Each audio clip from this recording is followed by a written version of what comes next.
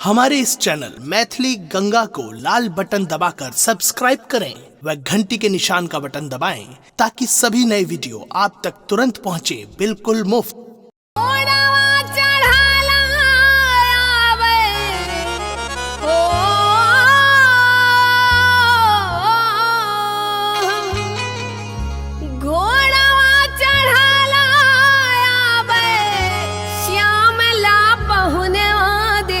सहेलिया मोरी रे देखू सहेलिया मोरी रे मोरिया के याद बेबहार देखू सहेलिया मोरी रे मोरिया के याद बेबहार घोड़ावा चढ़ा लाया घोड़ावा चढ़ा लाया श्यामला पहुनवा देखू सहेलिया मोरी रे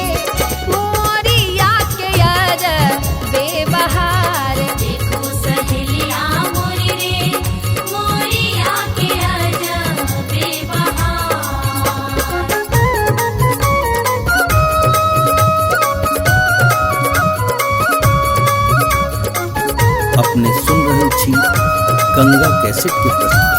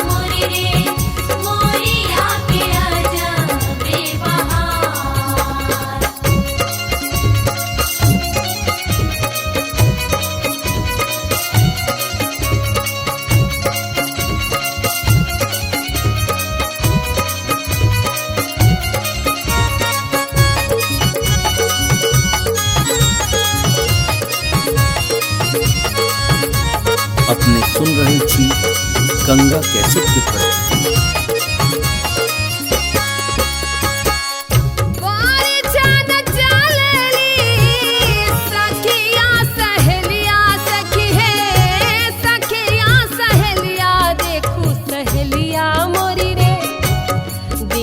सहेलिया